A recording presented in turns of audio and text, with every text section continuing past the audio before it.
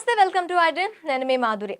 Depression ఇది ఇప్పుడున్న యువతకి చాలా చాలా చాలా ఎక్కువగా ఉంటుంది. సిచ్యువేషన్స్ని హ్యాండిల్ చేయలేకపోవటం, ఇది నా టైం కాదు, ఈ టైంలో నేను ఏం చేస్తే బాగుంటుంది అనే దానికి వాళ్ళకి అర్థం కాక డిప్రెషన్లోకి వెళ్ళిపోయి చాలామంది పిల్లలు బాధపడుతూ ఉంటారు. సో అలాంటి నాట్ ఓన్లీ పిల్లలు, పెద్దవాళ్ళు కూడా సిచ్యువేషన్స్ని బేర్ చేయని సిచ్యువేషన్స్ ఉంటాయి. సో అలాంటి టైమ్స్లో ఏం చేయాలి, డీటెయిల్గా చెప్పడానికి మనతో పాటు ఉన్నారు కశ్యప్ గారు. ఆయన అడిగి డీటెయిల్గా తెలుసుకుందాం. Hello sir. హలో అండి. సార్, ఈ టైం మంది కాదు, నాకు ఈ టైంలో నేను ఆశించింది రావాలి కానీ రాలేదు అనే టైంలో చాలా చాలా డిప్రెస్లోకి వెళ్ళిపోతూ ఉంటాం. సో ఆ టైంలో ఏం చేయాలంటారు? కాలం కలిసి రానప్పుడు, కాలం కాటు వేసినప్పుడు చెప్పండి. డైలాగ్స్. కాటు వేసేది కాలం కాదండి, కాలానికి కాలం కాటేదు. మనకొక ఎక్స్పీరియన్స్ అయినప్పుడు దాన్ని మనం ఏ దృష్టికోణంలో చూస్తున్నాం, అది గనక డిస్ట్రక్టివ్ దృష్టికోణం అయితే అప్పుడు కాటేస్తుంది. అర్థమవుతుందా? సో కాలం దానంతట అది కాటేది. డిప్రెషన్, ఫస్ట్ ఆఫ్ ఆల్ ఈ పదం అర్థం చేసుకోండి. చాలామంది ఈ పదాన్ని వాడేస్తున్నారు. ఏమండి, బోరు కొట్టిన వాళ్ళు కూడా నేను డిప్రెషన్లోకి వెళ్ళిపోయాను, అది డిప్రెషన్ కాదండి, అది డిప్రెషన్ కాదు. మరి డిప్రెషన్ అంటే ఏంటి? డిప్రెషన్ ఉంది అని ఎలా తెలుస్తుంది అంటే బాడీలో కొన్ని హార్మోనల్ లెవెల్స్ మారుతాయి. మేము యూజువల్గా డోస్ అంటుంటాం మేము వీటిని. Dopamine, endorphin, serotonin and oxytocin. వీటిల్లో కొన్ని హార్మోన్స్ వాటి స్థాయి తగ్గిపోతుంది, ఉండాల్సినంత లెవెల్ ఉండదు. దట్స్ హౌ యూజువల్గా క్లినికల్ డిప్రెషన్ని గుర్తించే విధానం అదే. వన్ ఆఫ్ ద వేస్లో అదొకటి. యూజువల్గా మీరన్నట్టు అనుకున్నట్టు జరగలేదు. ఏమండి, మరి దీని నుంచి డిప్రెషన్లోకి పోకుండా నిలబడాలి అంటే అలా, అన్షేకబుల్గా ఉండాలి అంటే అలా. నేను మీకు ఒక ఎగ్జాంపుల్ ఇచ్చి చెప్తానండి. ఇది ఒక ప్యాటర్న్ అండి. నేను ఆ ప్యాటర్న్స్ అన్నీ ఒక వీడియోలో నేను చెప్పలేను, రైట్? సో నేను ఆ పేర్లు అవి వాడకుండా ఎగ్జాంపుల్స్ ఇచ్చి నేను బయటకు వెళ్తున్నా. ఇప్పుడు ఆ ప్యాటర్న్ పేర్లు అవన్నీ చెప్పుకుంటూ పోతే చాలా పెద్ద ఇదవుతుంది. నేను ఒక ఎగ్జాంపుల్ ఇస్తా మీకు. ఇప్పుడు సీజన్స్ ఉంటాయి కదా, ఎండాకాలం, వానాకాలం, చలికాలం. మీకు నచ్చని సీజన్ ఏంటి? Every season I love. You love it. I hate ఎండాకాలం అండి. నాకు ఎండాకాలం అంటే నచ్చదు. నాకు ఎండాకాలం అంటే చాలా చికాకు. బికాజ్ ఎండాకాలం అంటే నాకు ఎందుకు ఇష్టం అంటే ఆ సీజన్లో మామిడి పళ్ళు వస్తాయి. మామిడి పళ్ళు వస్తాయి కాబట్టి మీకు ఇష్టం. నాకు మామిడి పళ్ళు అంటే ఇష్టం, కానీ ఎండాకాలంలో ఉండే కొన్ని పరిస్థితులు నాకు నచ్చవు. మీరు బయట కంట్రీస్కి వెళ్తే వాళ్ళకి వింటర్ అంటే నచ్చదు, ఎందుకంటే చాలా గ్లూమీగా ఉంటుంది బయట వింటర్ ఆ దేశాల్లో. నేను ఈ ఎగ్జాంపుల్ ఎందుకు చెప్తున్నా అంటే, మీకు ఒక సీజన్ నచ్చదు సంవత్సరంలో, కానీ ఆ సీజన్ పర్మనెంట్ కాదు. రైట్ నౌ నాకు నచ్చని ఎండాకాలంలో నేనున్నా, నాకు నచ్చని చలికాలంలో నేనున్నా, నేను అనుకున్నట్టు నాకు పరిస్థితులు సహకరించట్లేదు, నాకు ఈ సీజన్ నచ్చట్లా. డిప్రెస్ అవ్వటానికి కారణం ఏంటంటే జీవితాంతం ఇదే సీజన్ ఉంటుంది అనుకోవటం ఫస్ట్ రీజన్ అండి. చాలామంది మిస్ అయ్యేది ఎక్కడంటే, ఒక సమస్య రాగానే అనుకున్నట్టు జరగకపోతే అయిపోయింది, ఇంకా లైఫ్ అయిపోయింది. ఆర్ జీవితం అంతా ఇదే ఉంటుంది. పర్మనెంట్ కాదండి ఇది, సీజన్ మారుతుంది. గుర్తుంచుకోవాల్సింది ఏంటంటే, మళ్ళీ ఈ సీజన్ వస్తుంది నెక్స్ట్ ఇయర్. ప్రాబ్లమ్స్ రాకుండా ఉండాలి అన్న ఎక్స్పెక్టేషన్ ఎప్పుడైతే మైండ్లో ఇంచిపోతుందో డిప్రెషన్కి ఛాన్స్ లేదు. ఫస్ట్ అండ్ ఫార్మోస్ట్ మీరు అనుకున్నట్టు ఎందుకు జరగాలండి? ఎందుకు జరగాలి? మీరు అనుకున్నట్టు ఎట్లా జరుగుతాయండి? నేను అనుకున్నట్టే ఎందుకు జరుగుతుంది?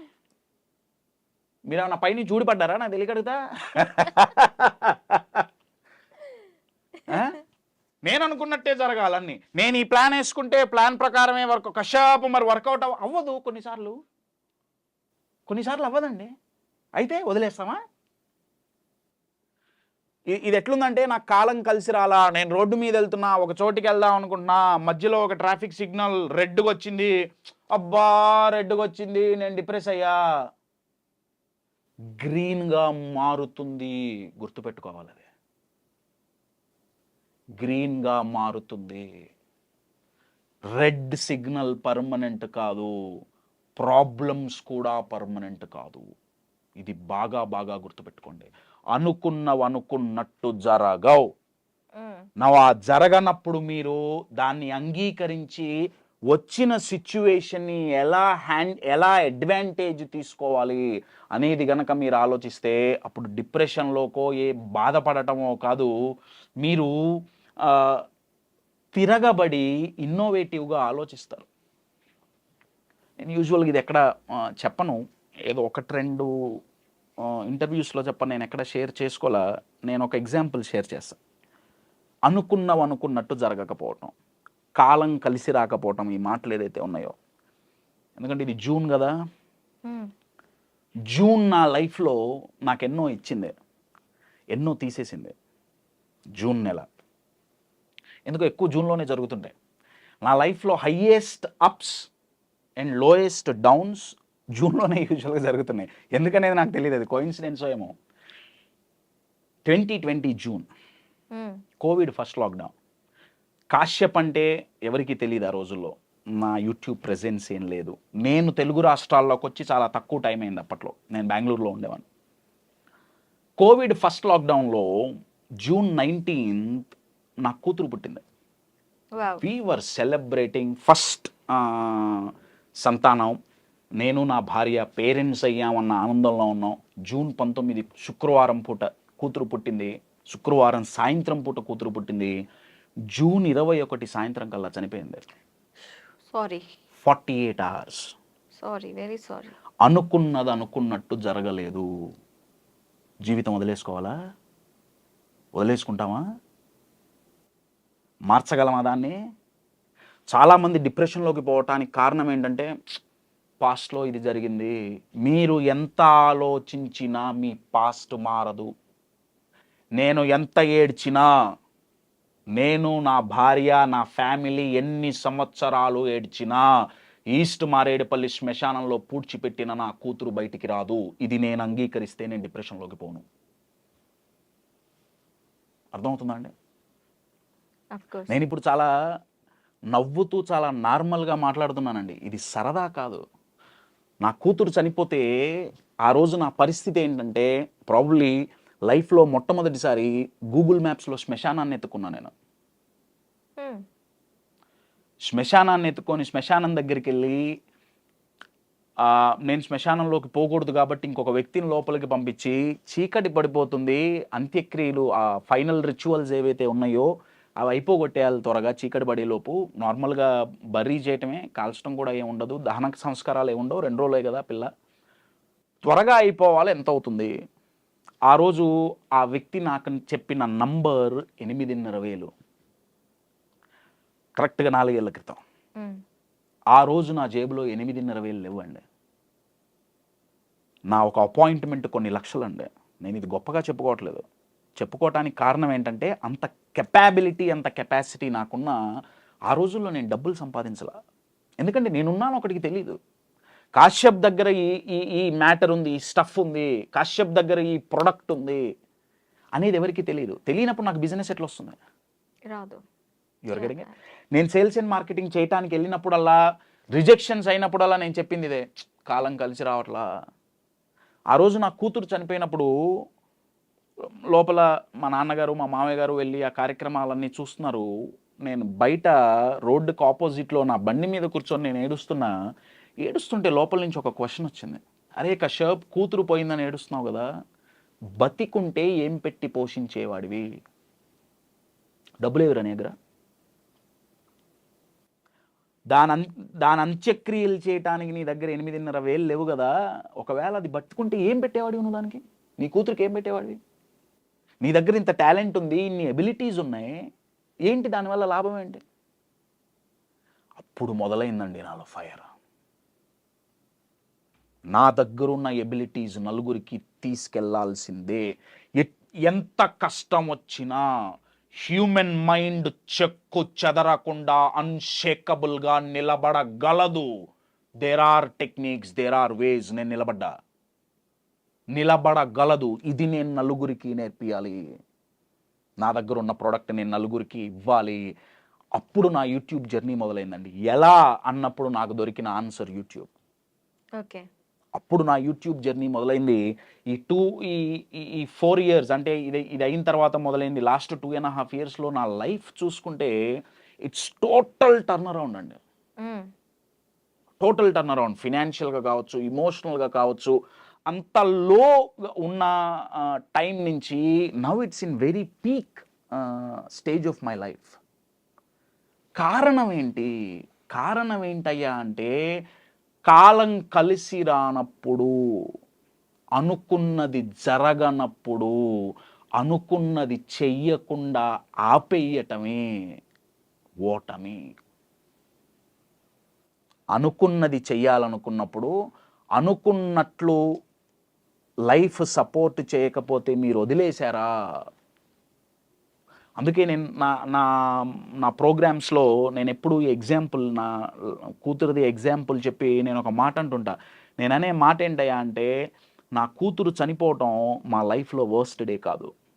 That is the best day of our life. Because మా జీవితాన్ని మార్చేసింది అదే. You're getting my point? చాలామంది నెగిటివ్ లెసన్స్ నేర్చుకుంటారు. నెగిటివ్ లెసన్స్ నేర్చుకొని ఏం చేస్తారంటే, నన్ను వాళ్ళు మోసం చేశారు, అంతే, నేనంటే ఎవరికి ఇష్టం లేదు, నన్ను ఆ దేవుడు కూడా పట్టించుకోవట్లేదు, వగేరా వగేరా వగేరా వగేరా. పెద్ద బాహుబలి 1, 2, 3 సినిమాలు తీస్తారు మైండ్లో. అంటే సూపర్ హిట్ మూవీ కదా. మైండ్లో ఏదేదో చూస్తుంటారు వాళ్ళు. ఏదో నెగిటివ్ సినిమా అయిపోయింది, జీవితం అయిపోలా. మనం అయిపోయింది అనుకుంటున్నాం. ప్రాబ్లమ్స్ పర్మనెంట్ కాదు. ఏ సీజన్ పర్మనెంట్ కాదు. ప్రపంచంలోనే లాంగెస్ట్ ట్రాఫిక్ జామ్ చైనాలో ఎన్ని రోజుల్లో జరిగింది? 48 గంటలో 47 గంటలో ట్రాఫిక్ జామ్ అయింది, కానీ క్లియర్ అయింది. లైఫ్లో కూడా ఎంత ట్రాఫిక్ జామ్ అయినా క్లియర్ అవుతుంది, పర్మనెంట్ కాదు. రోడ్డు మీద రెడ్ సిగ్నల్ పర్మనెంట్ కాదు, ప్రాబ్లమ్స్ పర్మనెంట్ కావు. ఏదో మీకు నచ్చని ఒక సీజనే జీవితం అంతా ఉంటుంది, ఉండదు, పర్మనెంట్ కాదు. ఈ థాట్ ప్యాటర్న్ని మనం ఎప్పుడైతే బ్రేక్ చేస్తామో, డిప్రెషన్ కాదు కదా, అసలు ఆ దరిదాపుల్లో కూడా మైండ్ పోదు. అర్థమవుతుందా అండి? ఇది మన లైఫ్లో మనకి జరిగిన ఇన్సిడెంట్స్ని మనం ఎలా నిర్వచిస్తున్నాం. ఇప్పుడు మీరు ఒక కప్బోర్డ్లో చాలా ఇంపార్టెంట్ డాక్యుమెంట్స్ పెట్టి దానికి మీరు లేబుల్స్ పెట్టారు. ఏమండి? ఒక్కొక్క దానికి ఒక్కొక్క లేబుల్. మీరు కొన్ని నెలల తర్వాత ఒకసారి ఆ కబోర్డ్ ఓపెన్ చూసి ఏ డాక్యుమెంట్ సెలెక్ట్ చేసుకుంటారు అనేది దాని మీద ఉన్న లేబుల్ మీద ఆధారపడి ఉంటుంది కదా. కరెక్ట్ కదా? లేబుల్ తప్పిస్తే సరైన గమ్యానికి వెళ్ళలేము. అంతే కదా. మన ఇన్సిడెంట్స్కి, లైఫ్లో జరిగే ఇన్సిడెంట్స్కి మనం ఏం లేబుల్ ఇస్తున్నాం? మనం ఎప్పుడైతే అది నెగిటివ్ లేబుల్ అని ఇచ్చామా, నా మైండ్ ఎదుగుతోంది. చాలామంది ఉంటారు, కశ్యప్ ఎంత ఆలోచించినా సంతోషంగా ఉండటానికి రీజన్ దొరకట్లా, నా సంతోషంగా ఉండాలని మైండ్ స్కాన్ చేస్తుంది. అన్నీ నెగిటివ్ లేబుల్సే ఉండే. ప్రతి ఇన్సిడెంట్కి నెగిటివ్ లేబుల్ స్టాంప్ వేసాం. నేనేమంటున్నా, అతి కష్టమైన కష్టాన్ని నేను పాజిటివ్గా నేను లేబుల్ చేస్తా అంటున్నా. కూతురు చనిపోవటం పాజిటివ్ ఎలా అయిందండి? You take that positive. ఆ సిచ్యువేషన్లో తను ఉంటే తనని ఎలా బ్రతికించుకోగలను అనే థాట్ మిమ్మల్ని పాజిటివ్ వైపు నడిపింది. ఆ రోజు నేను డిసైడ్ అయ్యండి, నా కారణంగా నేనైనా, నా ఫ్యామిలీ అయినా ఫినాన్షియల్గా సఫర్ అవ్వకూడదు. అప్పటి వరకు సేవ అనే దాంట్లో నేను ఎక్కువ ఫ్రీగా ఇచ్చేసాన్ని. నా దగ్గరున్న కంటెంట్ నేను అన్ని ఫ్రీ క్లాసులు, ఫ్రీ ఫ్రీ ఫ్రీ వర్కౌట్ అవ్వదండి. వర్కౌట్ అవ్వదు, డబ్బులు కావాలి. ఏది ఫ్రీగా పంచిపెట్టుకో. ఎస్, డబ్బులు కావాల్సిందే. సో అది అది అది చాలా ఫైర్. ఇంకొక ఫైర్ ఏం చేసిందంటే, అది ఆ ఇన్సిడెంట్ మా జీవితం మారింది అని నేను ఎందుకంటున్నా అంటే, ఒక ఫినాన్షియల్గానే కాదు. మేము ఒక వారం 10 రోజుల తర్వాత నేను నా భార్య కూర్చొని ఆలోచించినప్పుడు, నేను నా భార్య చాలా స్ట్రాంగ్గా నిలబడ్డాం. ఆ టైంలో ఏదైనా సరే నించోవాల్సిందే. మేమిద్దరం స్ట్రాంగ్గా నిలబడబట్టి మా 2 ఫ్యామిలీలు స్ట్రాంగ్గా నిలబడ్డాయి.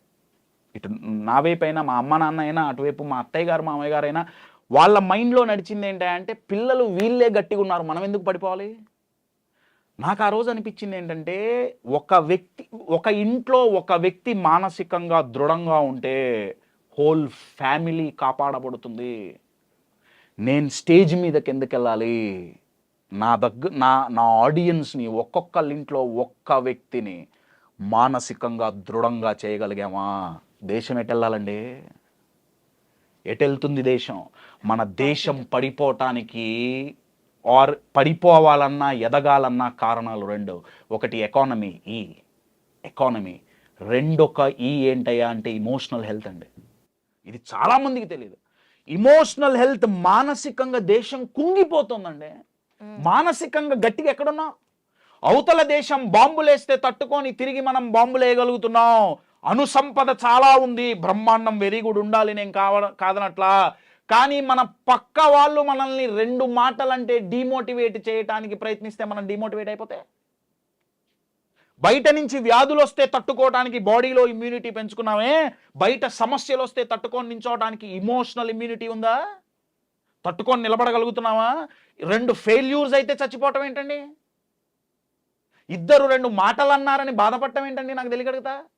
అంటే అది తట్టుకునే శక్తి మన మైండ్కి లేదా, మైండ్కుంది, మనం ఇది ఇవ్వట్లా. నేను అందుకే అంటాను, సమస్యలు ఇమోషనల్ వ్యాక్సిన్స్ అండి.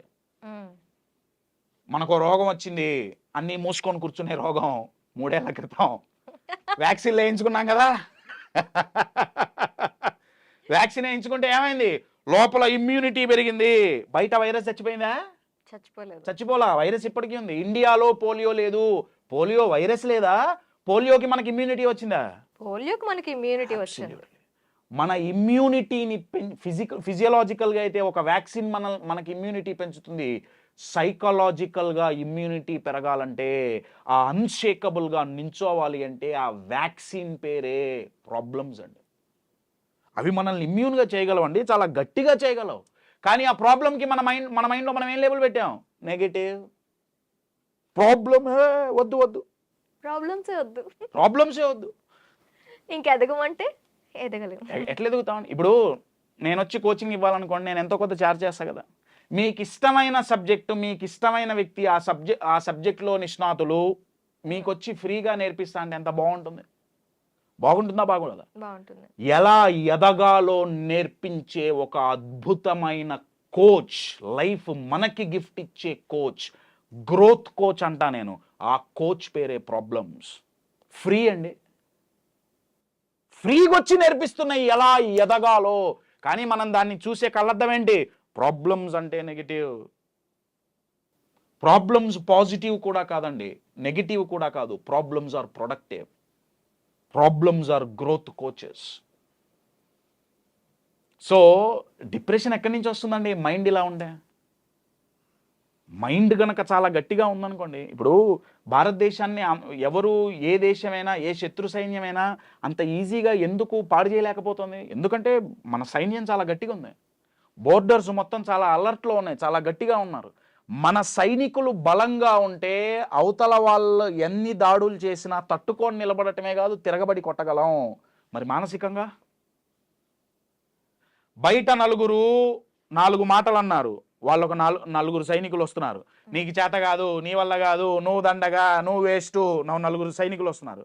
నువ్వు ఆ సైనికులు మైండ్లోకి ఎంటర్ అవ్వకుండా ఇక్కడ మనం ఒక బోర్డర్ రెడీగా పెట్టుకోవాలండి. దాని పేరే బిలీఫ్, ఆత్మవిశ్వాసం, అదే కదా. సో అది బాగా ఉన్నప్పుడు డిప్రెషన్లోకి పోం. సో కంక్లూడ్ చేయటానికి కాలం ఎప్పుడూ కలిసి రాదు. మీరు అనుకున్నవి అనుకున్నట్టు ప్రతిసారి జరగవు. ప్రిపేర్ అవ్వండి మెంటల్గా. ప్లాన్ ఏ ఎప్పుడైతే పోతుందో ప్లాన్ బి ఖచ్చితంగా ఉండాలి. ప్లాన్ జెడ్ వరకు ఉన్నా కూడా ఒక్కోసారి ఫెయిల్ అయితే, ప్లాన్స్ ఫెయిల్ అయితే ఏదో ఒక టైంలో ప్లాన్లు ఫెయిల్ అవ్వకుండా ఉండవు. మీరు ఎన్ని ప్లాన్లు పెట్టుకున్నా కానీ that is the rule of nature అండి. లైఫ్లో సమస్యలు ఉంటాయి, లైఫ్లో కష్టాలుంటాయి, బిజినెస్లో నష్టాలుంటాయి, రిలేషన్షిప్లో గొడవలుంటాయి. మెంటల్గా ప్రిపేర్ అవ్వండి, పారిపోవటానికి కాదు, సమస్య వచ్చినప్పుడు, కష్టం వచ్చినప్పుడు, నష్టం వచ్చినప్పుడు, గొడవ వచ్చినప్పుడు కుంగిపోయి పడిపోకుండా దీని నుంచి ఎలా బయటపడాలి, దీన్ని ఉపయోగించుకొని ఎలా ఎదగాలి అని మెంటల్గా ప్రిపేర్ అయ్యారా? కష్టాలు, నష్టాలు, సమస్యలు వస్తాయని మనం భయపడం. అప్పుడు నలుగురి దగ్గరికి పోయి అడుక్కునే బాధ తప్పుతుంది. అయ్యా నేనేం చేస్తే నా కష్టాలు పోతాయి, అయ్యా నేనేం పెట్టుకుంటే కష్టం పోతుంది, నేనేం చేస్తే ఏ రంగు చొక్కా వేసుకుంటే నా కష్టం పోతుంది, నా ఫోన్ నంబర్లో ఏ నంబర్ మారిస్తే నా లైఫ్ బాగుంటుంది. మీ ఫోన్ నంబర్లు మార్చుకున్నా, మీరు ఎన్ని నంబర్లు చేతి మీద రాచుకున్నా కష్టాలు నష్టాలు రాని జీవితం ఉండదు, వస్తాయి. గుర్తుపెట్టుకోండి. Yes, absolutely. క్రికెట్లో బాల్ ఫాస్ట్గా వస్తుందండి, నువ్వు బాల్ ఫాస్ట్గా వేద్దు నాకు దెబ్బ తగులుతుంది అంటాడా? వాడు లెగ్ ప్యాడ్స్, హెల్మెట్ అన్ని పెట్టుకొని పోతాడండి. మరి లైఫ్ అనే ఆట ఎట్లా ఆడుతున్నావు? ప్రతి బాల్ ఈజీగా రావాలి. ఈజీగా వచ్చినప్పుడు 6 కొడితే నువ్వెక్కడ ప్లేయర్ అండి? నాకు తెలియదు. ఛాంపియన్ అంటే ఎవడు?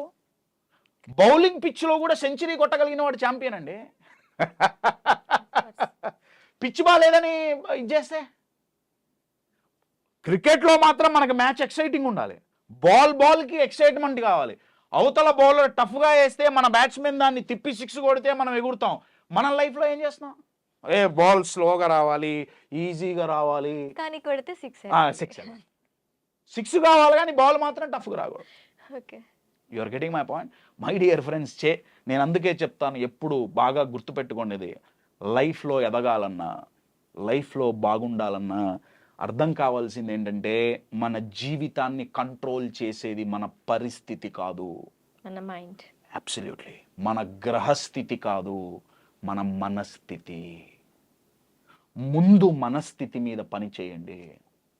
ఎందుకంటే మనస్థితి మన కంట్రోల్లో ఉందండి, పరిస్థితులు మన కంట్రోల్లో లేవు. గ్రహస్థితి 99% మన కంట్రోల్లో లేదు.